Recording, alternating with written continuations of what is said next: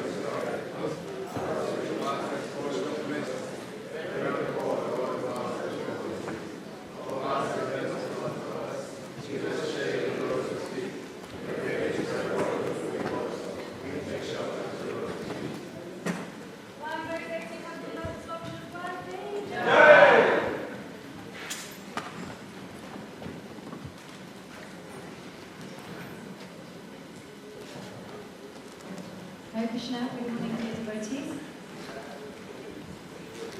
So, I'm under strict instructions to make only one statement about our speaker this morning. And I pray she forgives me and that the other things that I say fall within the rules that I've been given. Srila Prabhupada first arrived in New York City on September 17, 1965. I remember Bhakti in one of his memories videos, he speaks about one teacher who would, and this is the teacher who told him that his spiritual master was Srila Prabhupada, even though he had been teaching him for many years. And but this teacher was outside the meeting. This teacher even told Srila Buddha that, you know, I stopped teaching when Srila Prabhupada came to the West. And I remember asking Buddha, well, hang on, if he knew that Srila Prabhupada was the Jagat Guru, how come he didn't join ISKCON? And Buddha explained in his very, immensely wise and insightful way, he said, you know, just like when Krishna comes, he comes with his entourage. So, when the Acharya comes, when the Nitya Siddha comes, they also come with an entourage. Some of this entourage come with them. Some of the entourage come before them. Some of the entourage come after them. And some of the entourage are placed outside of the very institution that they teach in and share in to help guide souls to them. So Srila Prabhupada has an entourage. Srila Prabhupada was a pure devotee before he formed ISKCON. He'll always be a pure devotee. So like I said, he arrived in New York City on September 17, 1965. On Srila Prabhupada's Vyasa Puja Day, September 9, 1966, Srila Prabhupada held the first initiations in ISKCON. Our speaker this morning is the Grace Malati Devi Rasi. She was initiated in San Francisco in January 1967. Hare Krishna.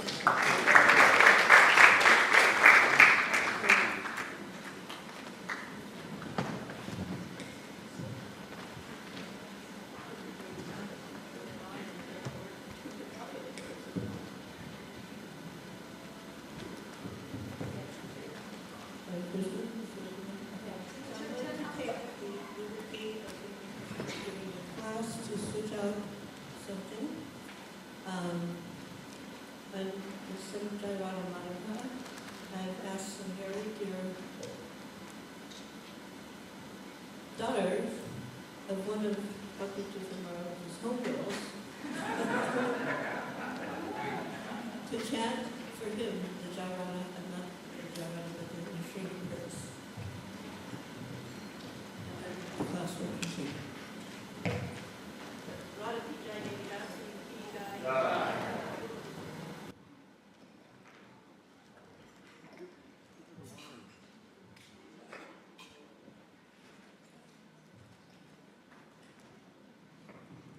Namaste Narashinghaya. Namaste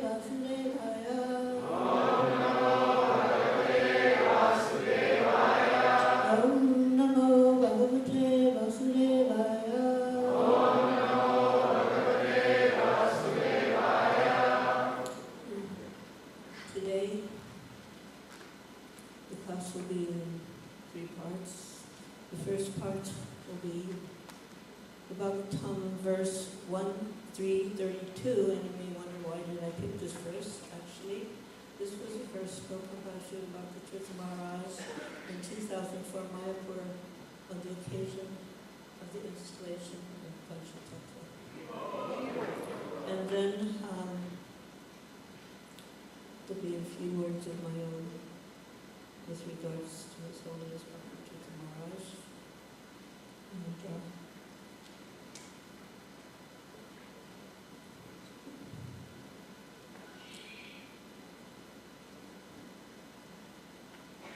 I have one of these kind of books. the print and the other books are a little small for me. So we'll just do this word by word in translation, just to know the words we were saying. And then I'll say the verse, and then you all say the verse, and then again you all say the verse, and say the verse, and then we'll start the purport.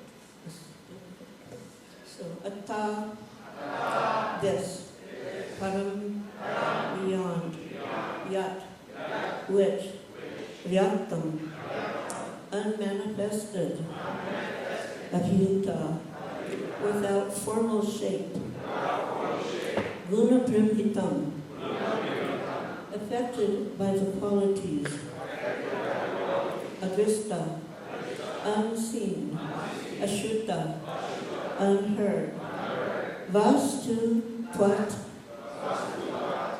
being like that, Sa, that, Jiva, living being, us.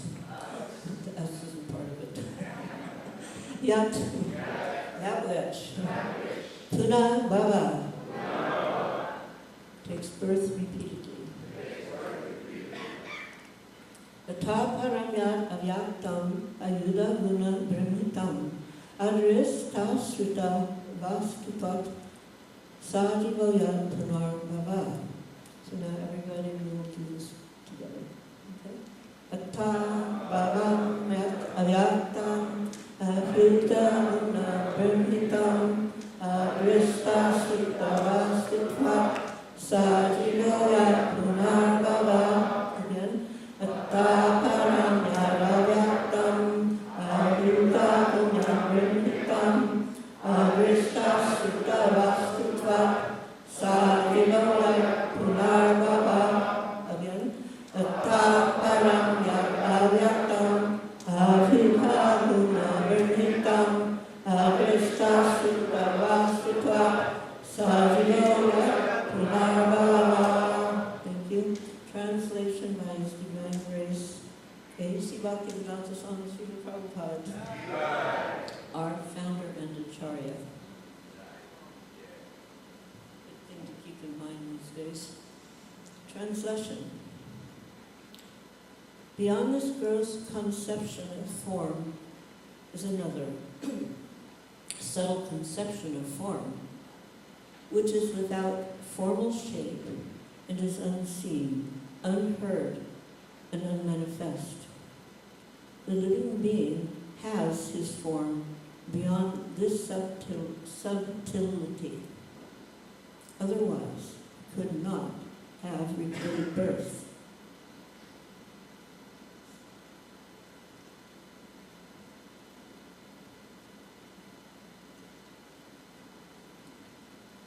As the purport, as the gross cosmic manifestation is conceived as the gigantic body of the Lord, so also there is the conception of His subtle form, which is simply realized without being seen, heard, or manifested.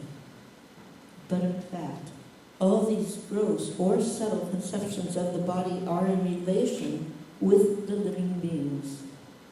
The living being has his spiritual form beyond this gross material or subtle psychic existence. The gross body and psychic functions cease to act as soon as the living being leaves the visible gross body. In fact, we say that the living being has gone away because he is unseen and unheard. Even when the gross body is not acting, When the living being is in sound asleep, we know that he is within the body by his breathing. So the living being's passing away from the body does not mean that there is no existence of the living soul. It is there. Otherwise, how can he repeat his birth again and again? The conclusion is that the Lord is eternally existent in his transcendental form, which is neither gross nor subtle like that of the living being. His body is never to be compared to the gross and subtle bodies of the living being. All such conceptions of God's body are imaginary. The living being has his eternal spiritual form, which is conditioned only by his material contamination. And repeat the verse. Beyond this gross conception of form is another. Subtle conception of form which is without formal shape and is unseen, unheard, and unmanifest. The living being has his form beyond this subtlety. Otherwise, he could not have repeated births.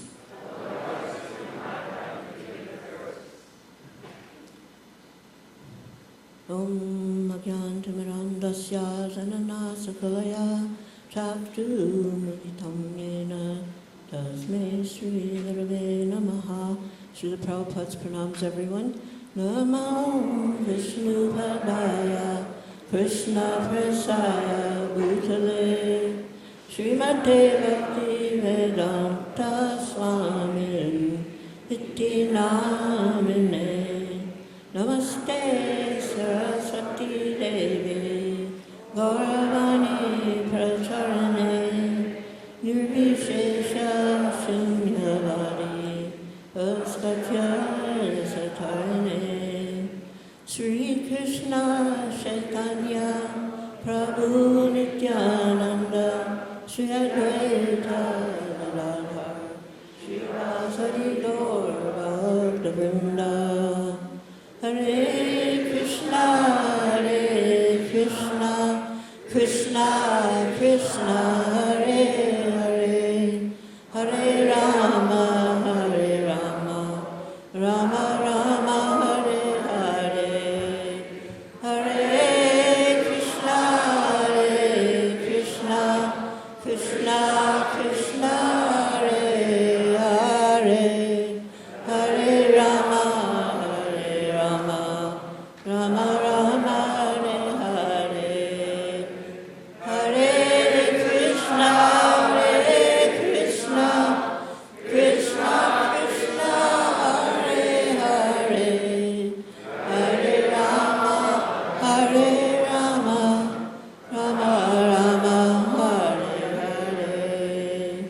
Vancha kalpa turubhyascha Kripa sindhu bhairvacha patitanam pavanebhyo Vaishnavebhyo namo namaha.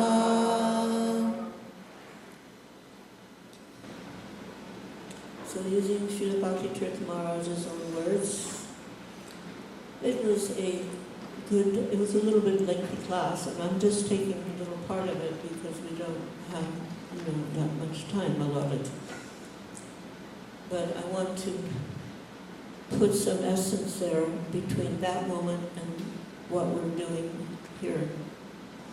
We've been focusing, Mrs. Maharaj, on form, particularly as we have been praying for the Lord to manifest, meaning the arrival of the Panchatattva, to manifest in this awesome form along with his eternal associates.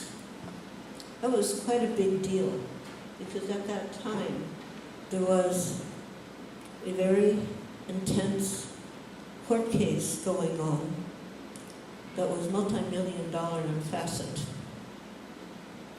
And many were thinking, why in the world are we getting more deities at this time? Deities mean money, they mean energy, they mean time. Why are we doing this? And I'm going to be honest, I wasn't a little tiny DBC person at the time, and I was even kind of thinking that way. Why are we doing this now? And I was there, and my employer, they had already arrived, but I prayed for the DBC meeting because we were all to be there for the grand installation. I came in the temple, it was a little quiet, like obeisances, they say the lull before the storm. And as I started to walk, somebody came up. I don't even know who it was. I said, do you want to see the deities? And I was having a hard time to compute, do you want to see the deities? And they're pointing toward the side entry. And suddenly I said, yes. And I followed them. And when I went inside and I saw them, it was a very intense experience, their presence. And I understood why Prabhupada wanted these deities. And I understood that their presence was being manifest on behalf of every single personality in ISKCON, the good, the bad, the ugly, all of us. They were there for us. And Prabhupada is giving this amazing opportunity to us to forget all our stuff for just a few minutes or longer. That's just that was tomorrow's, but continuing tomorrow's. We've been hearing Iti Chamsa Kala Pumsa Krishna's New Bhagavan Svayam Indrari Yakulam Lokam Ridayanti Yuge Yuge. That this special form, Simam Simam Bhagavan, is not an ordinary form. It's not just Virata Rupa, Krishna in his highest expression, Radha Madhava, not even plenary expansions by comparison to our bodies. Our bodies which have imperfect senses, are an illusion, have a tendency to make mistakes and a propensity to cheat. We are bombarded by Ariatmic, Aridaic, Aribautic, etc. So it's not such a wonderful picture. But we realize that we are also far beyond what is normally taking place with what is going on in this material arrangement, where we are constantly trying to master a world full of limitations. Prabhupada was not just giving us an ordinary religion. He was giving us the most expedient, practical, careful way how to process Sanatana Dharma. Srila Prabhupada said how he wanted to have deities of Lord Chaitanya and the Panchatattva in life-size forms. This was very significant. When we hear about a great person, we think about things. The Nama, the name of the person, Rupa, how that individual is appearing. What is his form? The guna? What are the qualities associated with that particular form? And most important, what is going on? What is their lila? And the greater that individual is, the more animated, the more exciting it is as we hear about these things. And the greater the person is, the greater legacy that they will leave after they're gone. Srila Prabhupada said, I think earlier in the morning Bhajan Narayana made this comment, so then Srila Bhakti Tirtha Maharaj was repeating that. Srila Prabhupada said his disease was he could not think small. So he mentioned the danger of thinking small means we are not fully accepting Krishna's power and supreme dominion over all things. We may think small of our own limitations, but not in terms of what Krishna can do if we allow him to use us, to work through us. I hope we will all leave. So here's saying this. That was in 2004, but it could easily be planet to the moment. I hope we all leave here actually transformed. By the time all of us leave here, we should really be a different person than when we came to visit the Dham.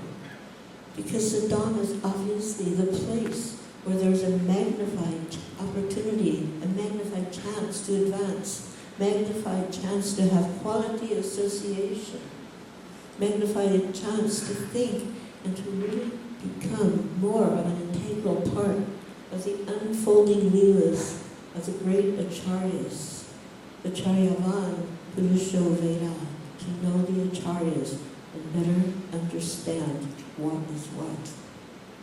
A wonderful chance to identify with what wonderful arrangements Srila Prabhupada has made, not only for the whole world, but for us specifically. I feel, this is Maharaj, I feel that practically every devotee will go away with a certain realization. If you don't, it means you worked very hard to block them. Prabhupada once talked similarly, and he used the expression, your dog-like stubbornness. So if you don't get wonderful realizations, it means we've worked very hard to block them. There were so many devotees who came, who in many cases haven't been seen for years. I heard that mentioned yesterday. Back in 2004, haven't been seen for years. And years. More devotees ever before.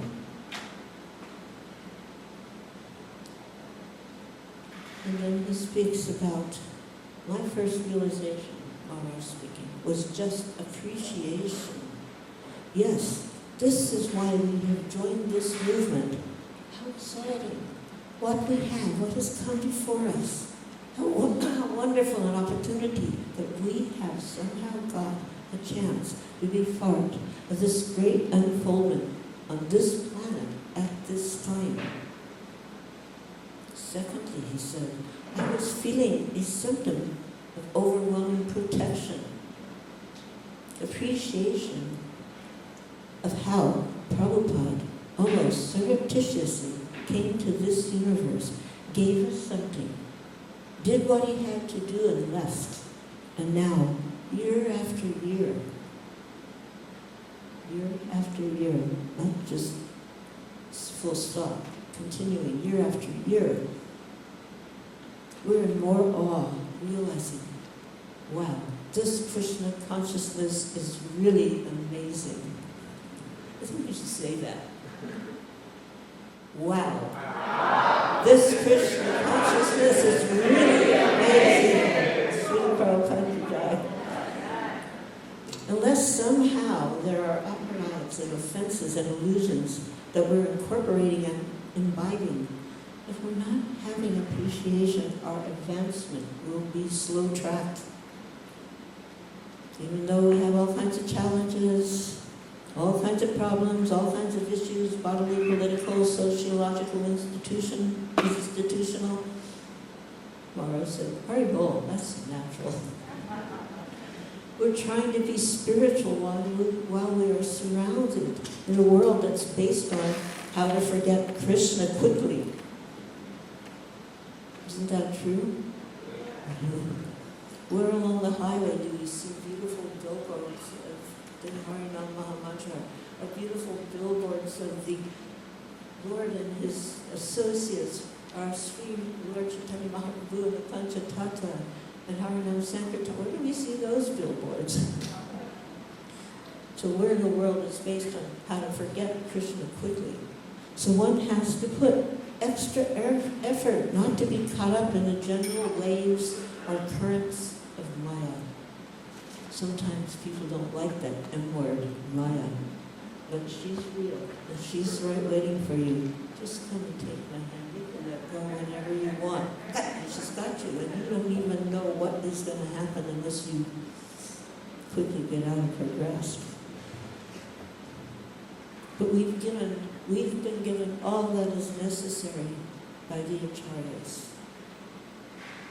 And I'd like to particularly mention our acharya, Srila Prabhupada. sometimes there's a little confusion because we get to intermingling, commingling, and we get a little confused. Who are acharyas? Rest assured it's Srila Prabhupada, and don't allow him to slip away from your heart. So I'd like to say some appreciation about Srila Bhakti Tirtha. I always think I've got it all together, and then I don't.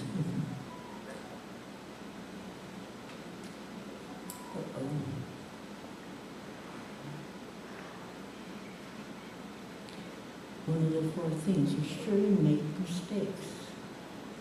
That's a fact. Okay. So, yesterday the word unique was being mentioned with regards to Maharaj. And in October 14th in 2005, for some reason, I just sat down and I penned a little, I call it an ode to His Holiness, Srila Bhakti Tirtha Swami. I am not an author, I am not a poet, I am not a literarily inclined person. Anyway, this little feeling from my heart came out. The imprint of each soul in this world is unique. All of us are and will remain unique. Yet you, Srila Bhakti Tirtha Maharaj, stood out, still stand out as unique as Srila Prabhupada's lotus feet. A unique dancer. You danced into our hearts and lives. You also danced your way out, which was no surprise. A unique friend who always gave us your all. We never saw you stumble, nor did you ever fall. Your unique loving mercy spread itself upon each plane without mundane conception over whom it may rain. A unique spiritual warrior. You never fought back when under the gun of some critical attack. A unique actor, playing out your many parts, which further endeared you to our opening hearts. You had a unique appetite for all that was good, and you kept your own heart open for those who were misunderstood. Among us, you were a unique coordinator of costume, a regal fellow, disenchanting the glare of Maya's doom. You were a unique chanter of the Lord's holy name, which you offered in glorification of Lord Krishna's own fame. A unique, gifted orator, the world all around heard Krishna's glories through your vibrant sounds. We are with you today in this unique setting, your loving memory in our hearts begetting. A unique family, a unique rainbow of souls, to love you and serve you remains in our life goals. Thank you, thank you, thank you so very much for being oh so unique. May we ever fall at your uniquely lovely lotus feet.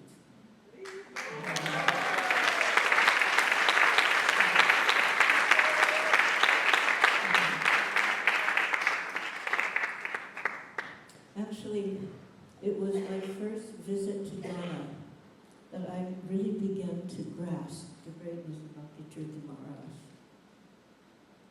Because here is a country, I first noticed, okay, we get off the plane, and I was surprised. It was a really nice paved road that suddenly dead-ended, like not even a mile out, practically speaking. Well, what is this?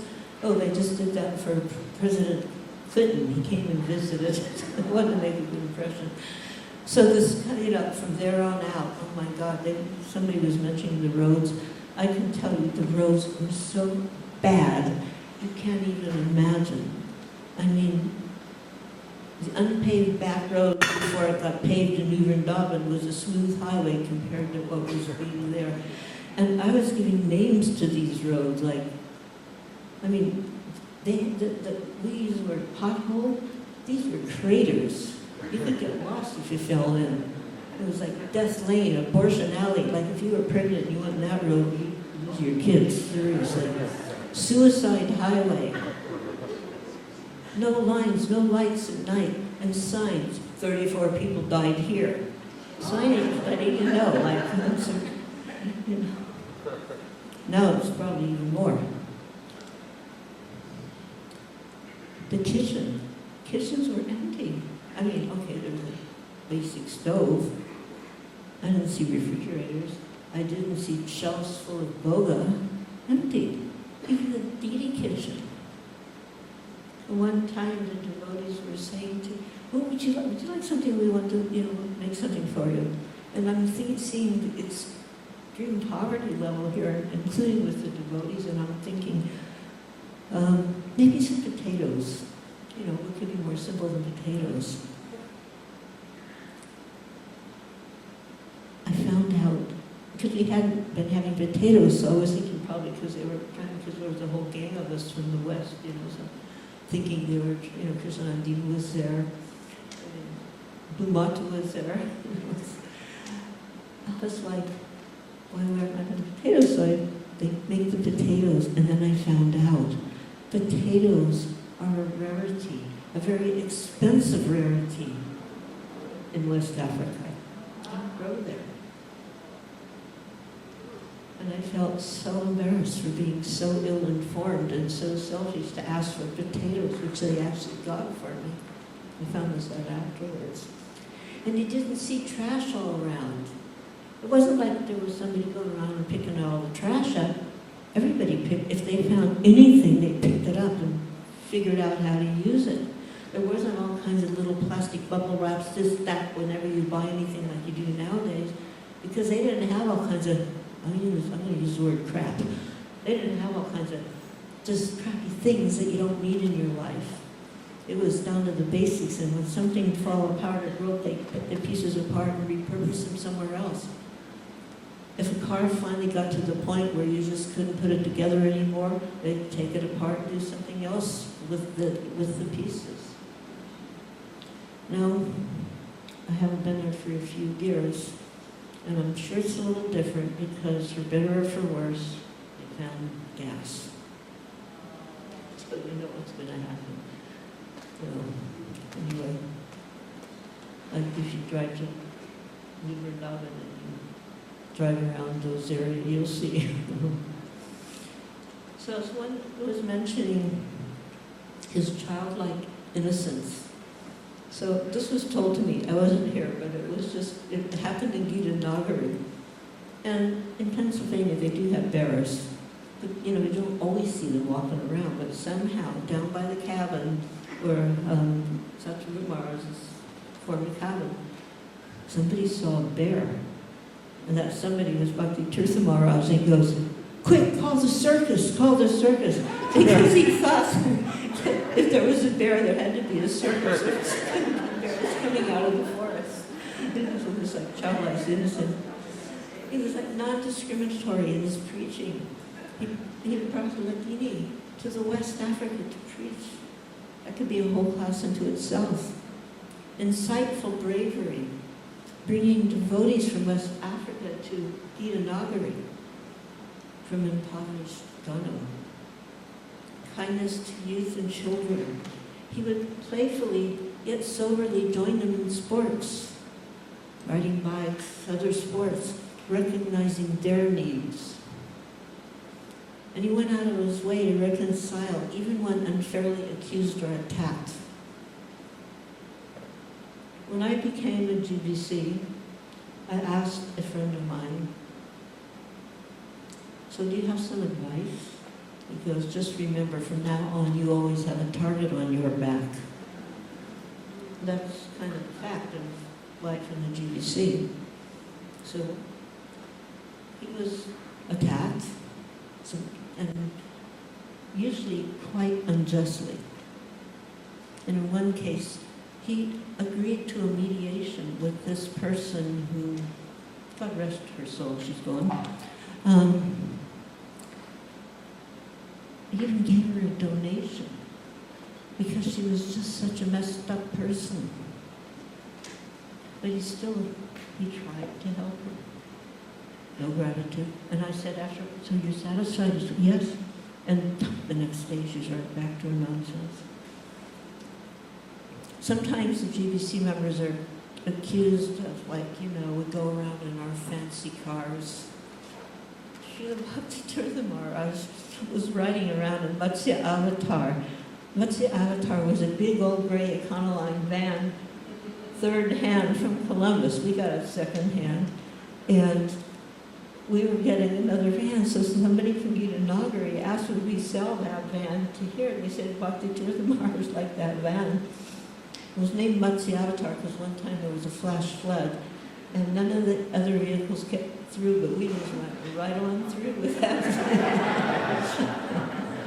But I wouldn't call it a particularly fancy vehicle. And my own GBC Seva, Bhakti Tirtha Maharaj, Radhanath Swami, and Ravinda Swarup were the ones that put me forward. Bhakti Tirtha Swami said, you might as well, you're already doing it, you might as well just, formalize it. Japa. His japa was legendary. Sitting erect without distraction, beginning early. Like, everybody else is 1:30, 2:30 sometimes. Anybody who had traveled with them, they would tell me, on like Sankirtan or book distribution.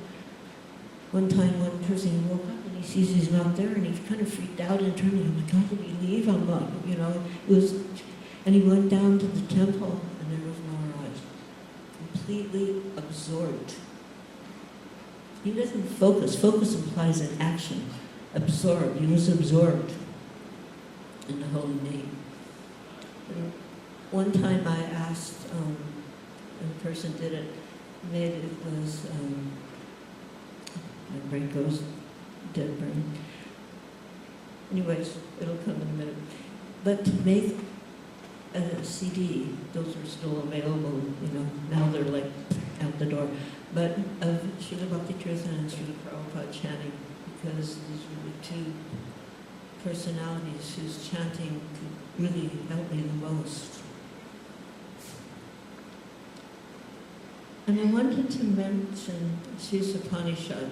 She spoke really eloquently in a very, she reminded me of Janaki. And I was thinking, these Upanishads, she's Bhakti Tirtha's Janaki. Now, if you don't know what I mean, Janaki, Srila Prabhupada's first initiated lady disciple and married to Mukunda, the first marriage in ISKCON. She first lady in ISKCON didn't wear a sari, and that was at her wedding. And in fact, it was the only sari in ISKCON for a really long time, so there was further one. I wore it the second time for my marriage. Not Nirani and then Krishna Devi, that sari made its way around. But Janaki, no one reverence. She simply loved Prabhupada and he loved her. And she would chastise him sometimes. Swamiji, like one time this girl got past the door, like he was living in a door at the Buzz Inn in the Haight, Ashbury, where we had our first temple. Somehow this lady got in, some crazy lady, and she knocks on the door, and Prabhupada opened the door, and she pushes her away, and, Swamiji, will you marry me? I said, Yasi, I can't do that. And she wouldn't leave, so he went 2 doors down to where Mukunda and Janaki be, to get some backup help. And when he went out, the door shut, and he didn't have his key. That meant he was locked out, and that girl was locked in. Janaki came out, she goes, Swamiji, never leave your, and she's going with her finger, never leave your apartment without your keys. We were in the temple one day down at the bottom, and an aerogram came. I don't think they have these anymore, but they were like very thin paper. They were blue, and you could write your message, fold it up, and it's sealed. It had ink on it, and it was airmail. So from India. So an aerogram came, and it was for Swamiji. So we decided, let's take that up, and we got up the stairs. She knocks on the door. She's holding this. Swamiji, you got an aerogram. You got a letter. And so he takes it. He just takes it and nods. Swamiji, are you going to read it? Are you going to read it? So to oblige her, he opens up. He reads it. Good news, Swamiji? Good news? He goes, yes, my sister has died. And then seeing our expression, And this was one of those times when you suddenly realize, wow, this is something very deep that we're into. Because at that point, we're like, about 3.5 minutes into our practice, and he goes, it's all right. She was a devotee. She's gone back to Godhead. Anyway, there's so many more. Oh, she gave Prabhupada artichokes. Everybody here know what an artichoke is?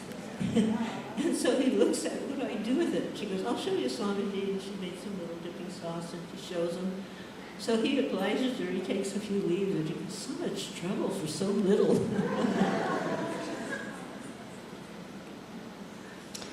So I see Sri Upanishad is Bhakti Tirtha's Janaki.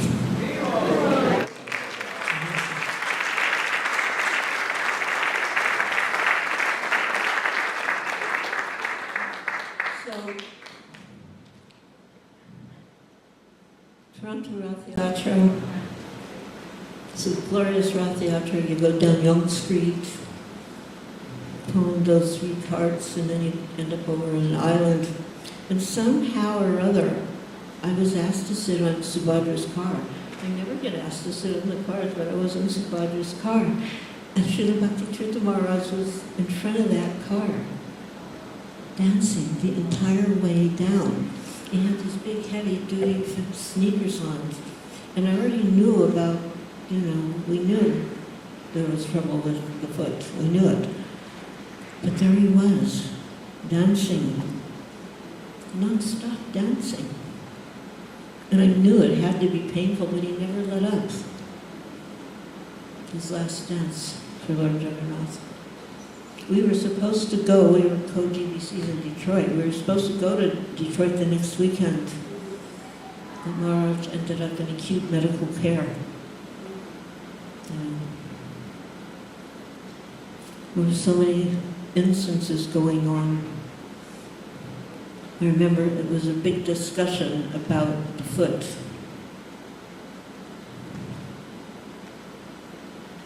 And finally I just said, I don't care about your foot, we don't care about your foot, we care about you.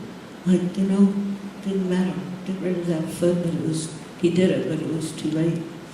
As often seen among great devotees, Sridhar Swami, Shubhavanath Prabhu, Rasagya, they were all persons who deeply helped and cared for others. And each one of them ignored their own condition until it was too late.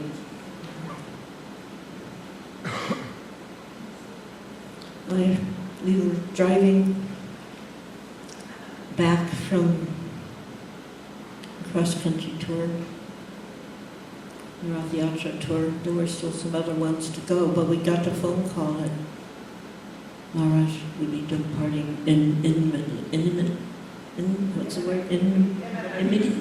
Not immediately, imminently.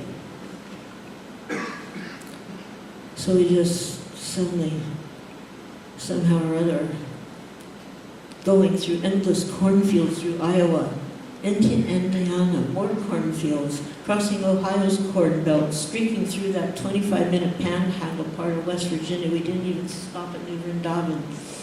Into PA, Pennsylvania, with our foot to the pedal. We were breaking speed limits. We generally didn't do this. It was like we were flying under the radar, undetectable to those interstates and turnpike cops. And finally, the exit for Gita Nagari appeared. 45 more minutes. No, it's just got to be faster. And there was no cell phone reception then. And what we did not know at that time, we were already past time. We got here and we ran up the stairs into this temple. And his chair was empty. Nothing looked normal. Not even Radha Damodar. They were exhibiting already their separation pastime. And I remember running, there was a little path through the forest going up to the Institute house. So I'm just thinking, he's gone, he's gone. Running up that forest to the Institute house, he's gone, oh no. And Raja Leela taking me into that, so we arrived and she takes me into that, that big bathroom suite that was there, like you could live in that thing, it was so big. And there was a huge gigantic bathtub still filled with the water of his final bath, his final abhishek. It was both horrific and ecstatic. His body was gone, and we narrowly missed him. Funeral directors had taken away before he had arrived. So I'm thinking, service, have to do some service. Okay, I'll put out those fires, because somebody with good intention but little brain, little knowledge of forest and fire, had made little fires up the path so you could see the way up to the Institute house. And those little fires could go down and start the branches, the roots underneath on the fire. It could have been a real devastation. So, okay, put out the fires beneath the soft forest form on that path. Okay, very appropriate, putting out fires. We spent a lot of time putting out fires. So Tirtha Maharaj, not only did he put out fires, he started fires, great fires of devotion. He would help disciples, friends, and devotees put out big fires, personal or institutional. And then there was that grand tour de force dynamic lecture in Mayapur, protecting Srila Prabhupada's house. And it should be mandatory for anyone joining ISKCON to hear that lecture.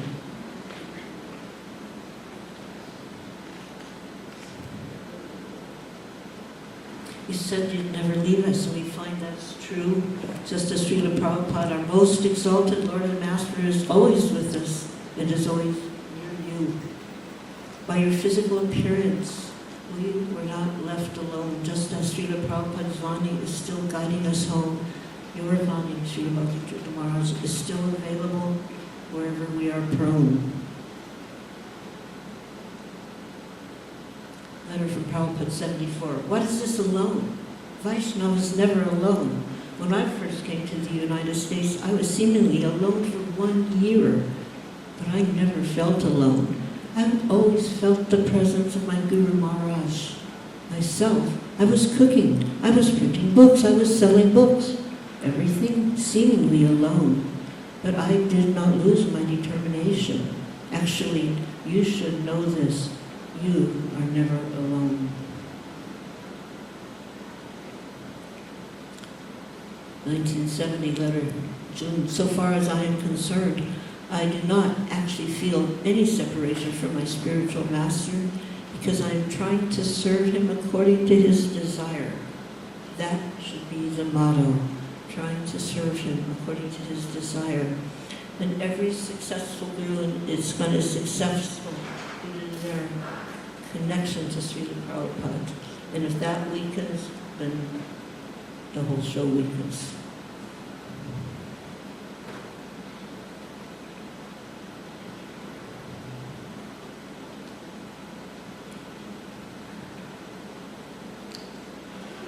So I think it has to stop at 9:30.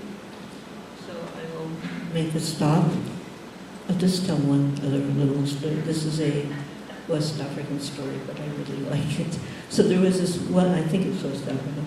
So this one devotee, he wouldn't shave up. Had a pencil thin mustache, and he was really attached to it.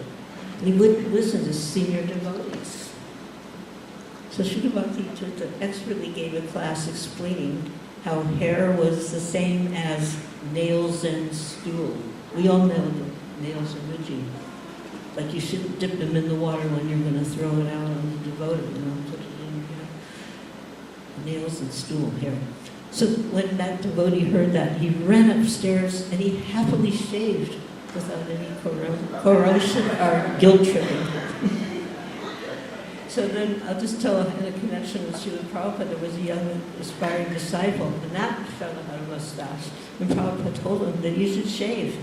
And the boy countered, well, I've seen a photo of you with a mustache. And Prabhupada replied, but you were seeing me before I was initiated. Before I was initiated, but when I was initiated, I shaved for initiation and never again wore one. Srila Prabhupada ki jai, Srila Bhakti Tirtha Maharaj ki jai.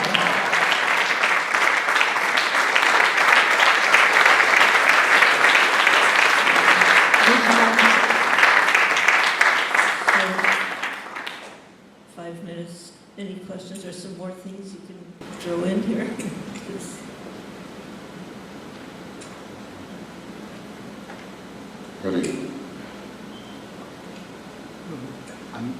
That's not good. Well, it doesn't have to be a question, it can maybe add something. Or we could, somebody's.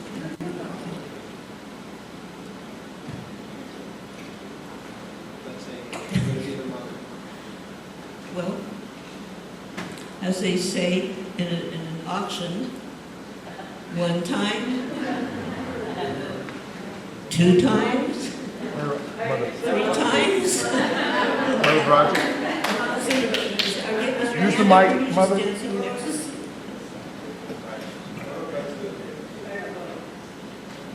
Hare Krishna, Malati. Thank you very much, as always. I think this works. That one works really good. Yeah. It's fine. Hare Krishna, Hare Bol. Malati Prabhu, I was wondering if you would share a little bit, really quickly, about the time when you visited the Institute in Washington, D.C. And his knowledge about the Tirtha Maharaj was sharing with you how he wanted you to be with his disciples. Maybe just briefly.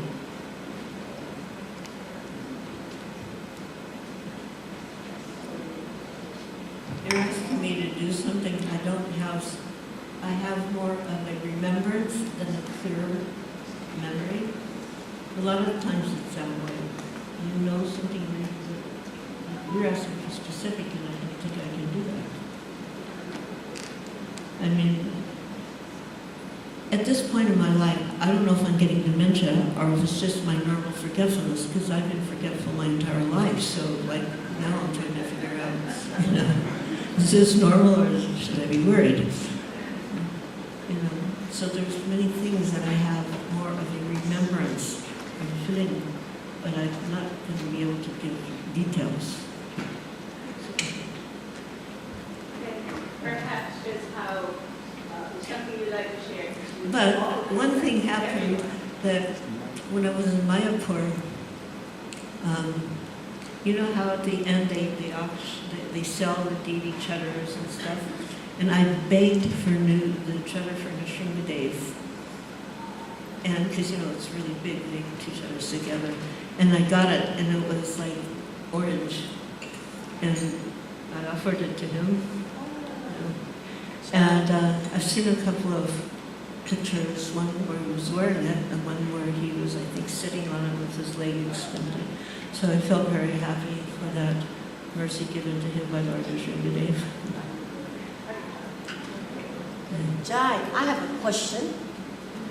When did you first meet Maharaj? When did what? When did you first meet Bhakti Tirobhava Swami? Yeah, that definitely is a good question.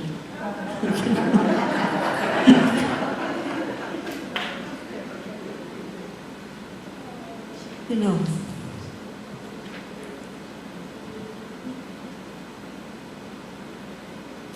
there's different levels of meeting, so even though I can't be clear about precise details, meeting at the Institute House was a first meeting. Then there was different times, through the whole Detroit era,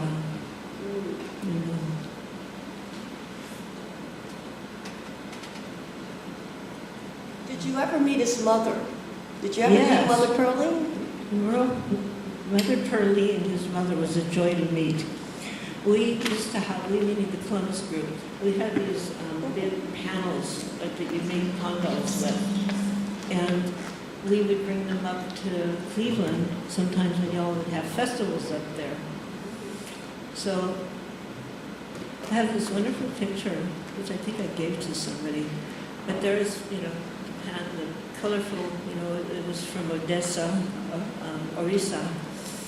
And it was very nicely mentioned yesterday how he would always make sure that his mother was sitting on a raised, it didn't have to be a stage, but a raised platform. So there she is, and then she's right in front of one of those colorful panels. And that was my first time to see her. She was so regal. definitely regal, and I was saying, oh, that's where he gets it from. And yeah, I remember going to the funeral, and merged the Hare Krishnas with the Baptists, and you know what kind of event that was. Hallelujah, Hare Krishna.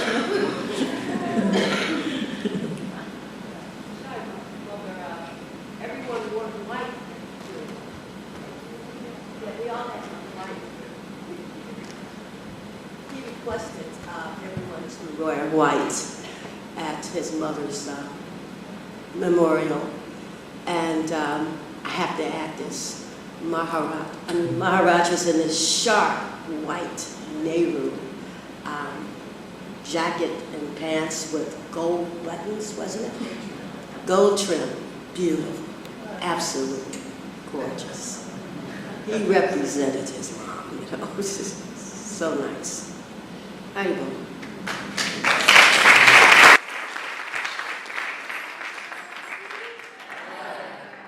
Hare Krishna, thank you very much, Joy.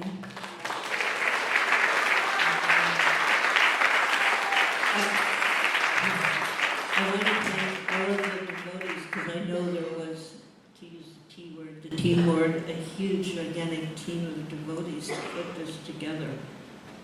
Whereas there wouldn't normally be such a huge amount of devotees to do the amount of work that had to be done to make this so successful. So my head at everyone's feet who did anything at all, and particularly Juba and Pariyajata.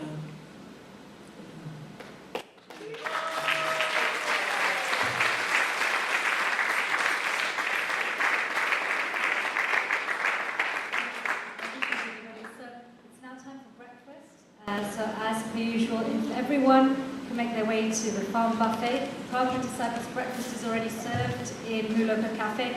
Please be back for 10:25 as Radha Maharaj will start speaking at 10:30. Thank you so much, Harish.